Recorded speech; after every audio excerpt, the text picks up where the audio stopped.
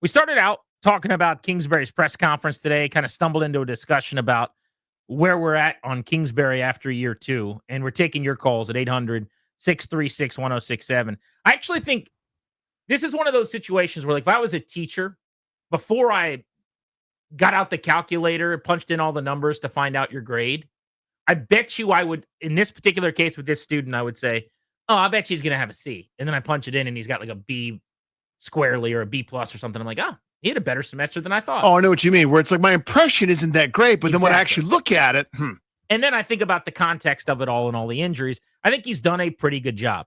But for all of my complaints, and I know they have been loud occasionally, and they will continue to be until this thing is humming, I just don't think he does enough of the stuff that I really, really, really like and want to see. And it's not just my own proclivity, that's some of it, but it is also what works with the really good offenses in this sport. Dan Orlovsky is a disciple of this. You know, if you're not under center, if you're not marrying your run game to your pass game from being under center in 12 and 13 personnel, I just think you're missing the boat. And he just doesn't do a lot of that. So that's going to be my frustration probably in perpetuity.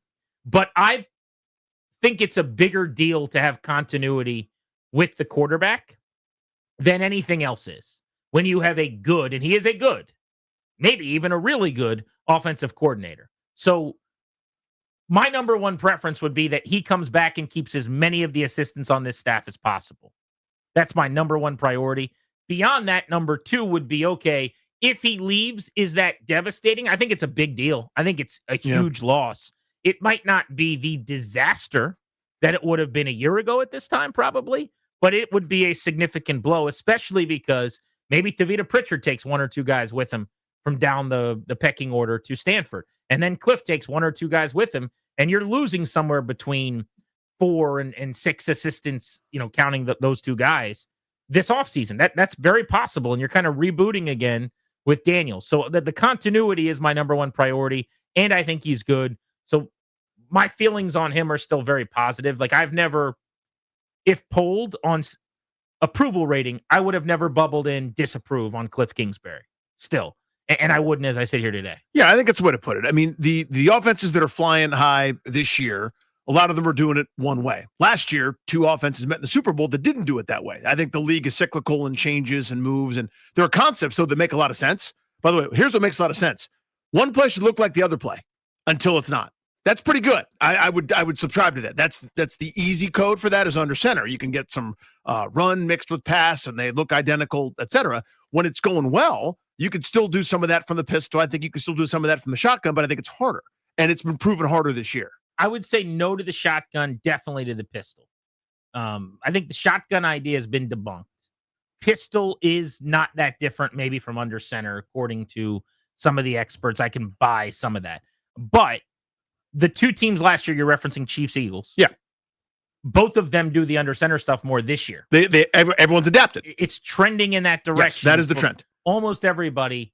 Washington is not getting that memo. No, but we've seen a million trends in this league. The Wildcat was the trend that was impossible to stop. The zone read was impossible to stop until it wasn't. I mean, there adjustments get made. This is a push and pull. Now, it used to be like, oh my God, you need to have 5 wide receivers on the field at all times. Well, now it's like, you know what's a great advantage is having a tight end that can run and block or pass catch and block. Now you can knock nickels into next week. But I digress.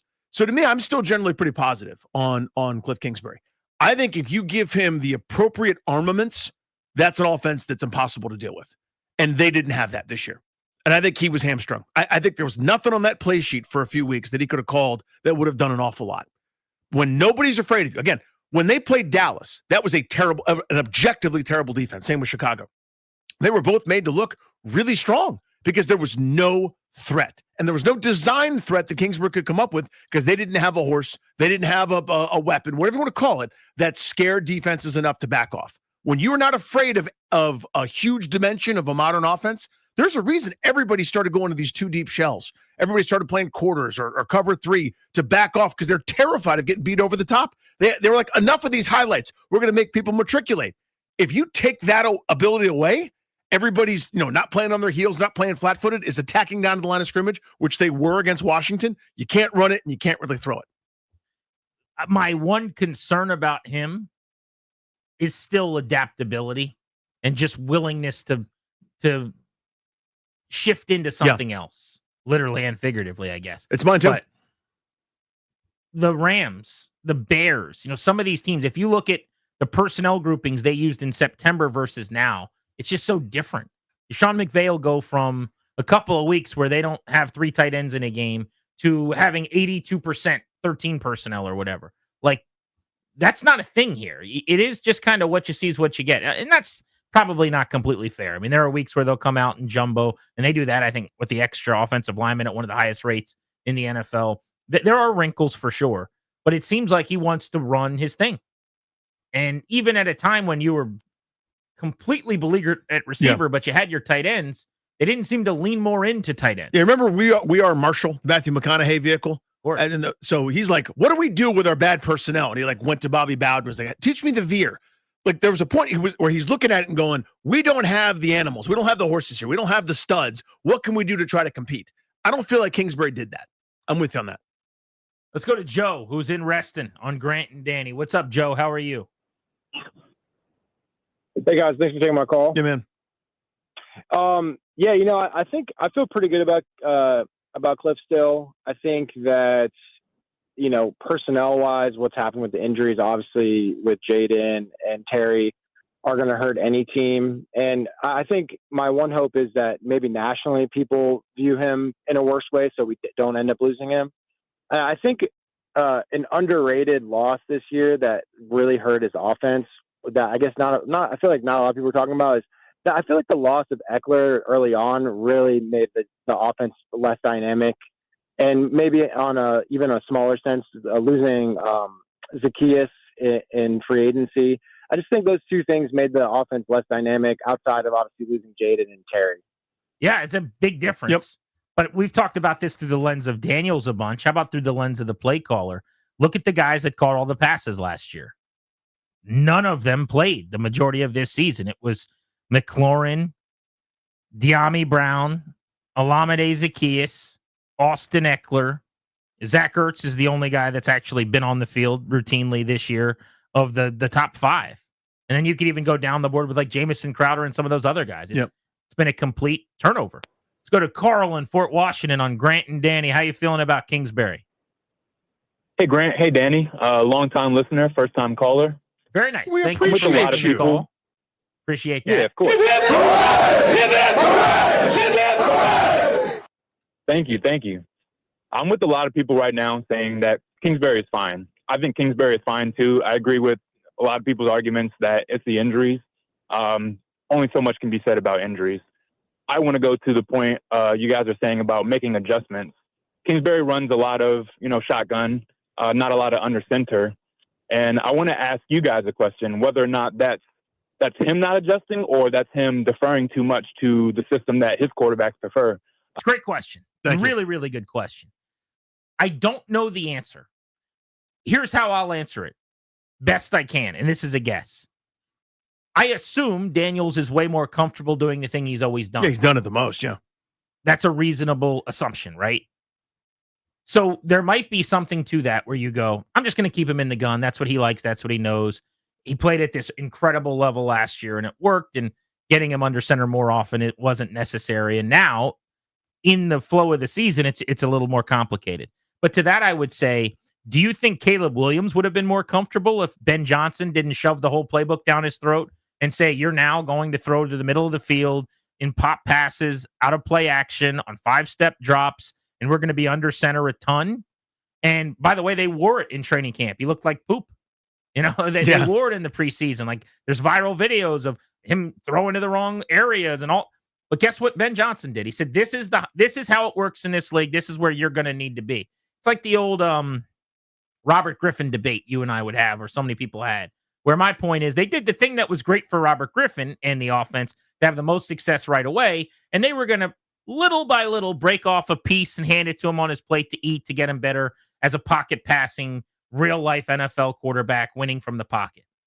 That's not what the Bears did with Caleb Williams. That's not what Bo Nix is doing in Denver. Like, these coaches are going, all right, here's what you're going to learn. Would it be more comfortable? Absolutely. Get comfortable being uncomfortable. That was one of the first comments Ben Johnson said when he got to Chicago. And he's kind of lived by that. And this is one of the ways, I think, where he chose it pays dividends, yeah. lack of comfort for the betterment of the development. Let's go to Chris in Hyattsville. What's up, Chris? How are you? Good afternoon, gentlemen. Hey, buddy. I have a rare day where I can catch the whole show live and comment. So, listen, I appreciate what Kingsbury's done. I think he's been the best offensive coordinator this team has had in quite some time. That being said, I'm not moving heaven and earth to keep him. And it's for the very reason that you mentioned, Grant, and that is, for as young a guy he is, he seems very set in his ways and only wanting to run his one style of offense. I mean, I don't want to compare him to Joe Gibbs because that's done too often in this town. But the thing about Gibbs is people think he ran the same offense for 15 years. He didn't. That team was different each time they went to the Super Bowl. They still always were run-based, but, under Doug Williams and Rippon, they aired it out a lot more.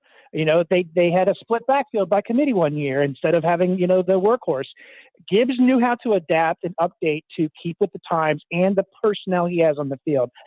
I don't think I see Kingsbury adapting his offense or molding his offense around what the players do best. Instead, I think he's trying to get them to conform to the offense he wants to run.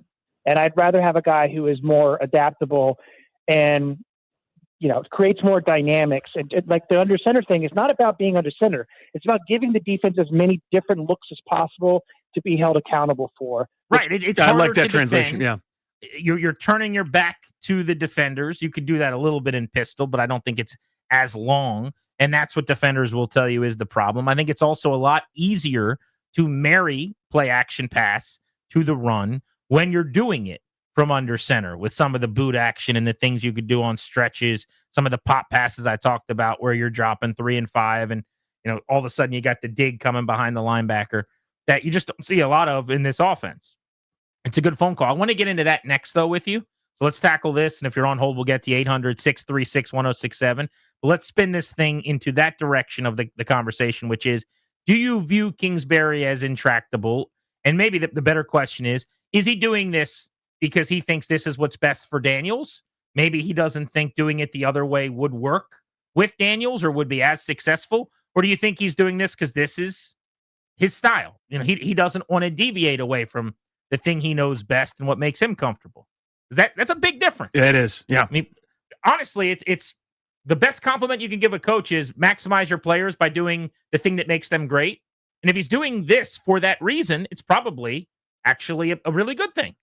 But if it's the opposite of that, and Daniels could excel in the other way, and you're not doing these other things that work around the league because it's just not the way you've always done it. Yeah, I like it this way. Like, I love a good defensive coach that's got a high-flying offense where he's like, listen, it's not what I want to do, but by God, we're so good at this, I have to deal with it. It's like green flag versus red flag, depending on what the reality is here. So which one is it?